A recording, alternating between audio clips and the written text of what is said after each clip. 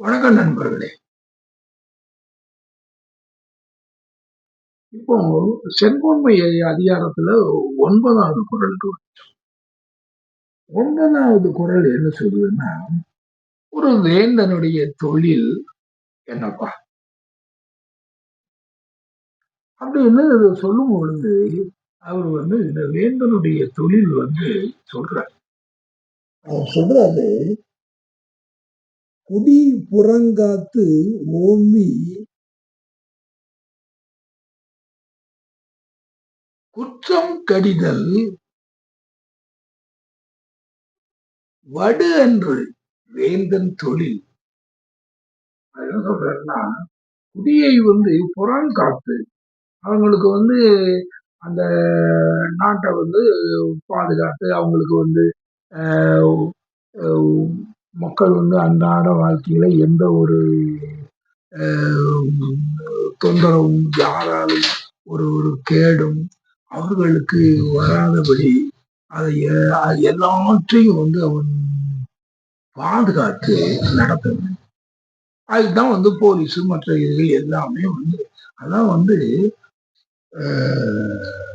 குடி புறம் காத்து அவங்கள புறத்தில் இருந்து அவர்களுக்கு எந்த கெடுதியும் அவங்களுக்கு வராத அளவுக்கு குடி புறங்காத்து ஓம்பி அவர்களை ஓம்புவது, அவர்களுக்கு வேண்டிய நல்ல காரியங்களை செய்வது.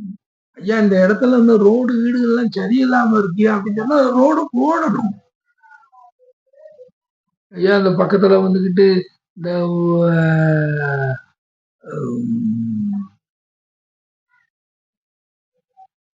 கான்களை எல்லாம் சரி பண்ணணும் அப்படின்னு சொல்லியாச்சு. இதுல அவ்வளவும் வீட்டுல உள்ள பிரஷ் அவுட் எல்லாம் கானுக்கு வெளியே தள்ளி விட்டுக்கிட்டு இருக்காங்க. ஒருத்தன் மட்டும் உள்ள 9 பேர் அப்படி செய்யறான். அதுக்கு இந்த வாழ்ல உள்ளவங்கலாம் அதுக்கு கவுன்சிலர் அவன் உள்ளவங்களாம் அதெல்லாம் கவனிக்க மாட்டேங்கிறான் அப்படின்னு சொன்னா அதை பார்க்கணும். இதுதான் ஓம்புதல். சும்மா அதுக்கு நாங்க என்ன பண்ண முடியும் அப்படின்னு சொல்லிட்டு அவன் போயிருந்தான். அதுக்கு என்ன பண்ண முடியும் சொன்னா கேட்க மாட்டேங்கான். அதுதான் ஒண்ணும் இல்லை. அவன் இவனுக்கு 1000 2000 கொடுத்து இவன் வாழ அணைக்கான்.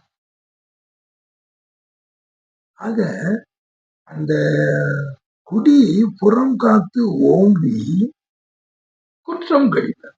அதுக்கப்புறம் அந்த குற்றம் செய்வர்களை எல்லாம் தண்டித்தல். இதையெல்லாம் அவர் எதுக்காக சொல்றதுன்னா, குற்றம் கடிதல் வடு என்று.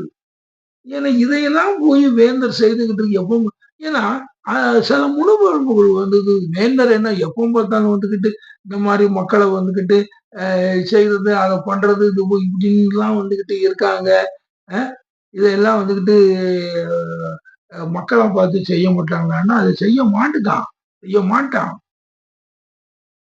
இதையெல்லாம் ஒரு மன்னன் பார்க்கிறான்னா அது வடு என்று. அது வேந்தனுடைய தொழில். இதெல்லாம் நீ செய்யணுப்பாங்க. நீ புறம் காக்கணும், ஓம்பணும், குற்றத்தை கடியணும். அது உனக்கு அவமானம் இல்லை, அது உன்னுடைய தொழில். எப்படி பாருங்க, எங்க ஆரம்பிச்சு கடைசியில எங்க அதை முடிக்க பாருங்க. ஏன்னா அது என்ன இதையெல்லாமா செய்யணும். அது என்ன நீங்களா ஒவ்வொரு மன்னர் இருக்காருன்னு வைங்களேன், அதெல்லாம் நீங்க பாத்துக்க வேண்டியதான். ஒரு எம்எல்ஏ வந்திருக்காருன்னா, இதெல்லாம் இதெல்லாமா எம்எல்ஏக்கு வேலை. அவன் ஒரு மந்திரி வருவான், ஐயா நீங்க இந்த பாருங்க இந்த ரோடு இப்படி போடாம இருக்கு, இந்த மாதிரி இப்படி எல்லாம் இது பண்றாங்க வைக்கிறாங்க அப்படின்னு சொன்னா இதையெல்லாம கேட்கறது ஐயா என் வேலை அப்படின்னா இதான வேலை. வேந்தன் தொழில் யாரு? நீ வேந்தனுடைய பிரதிநிதி. அங்க இதையெல்லாம் செய்யாம இருக்கும் பொழுதுதான் மன்னர்கள் தேர்தல் நின்னாங்கன்னா தோத்து போயிருந்தாங்க.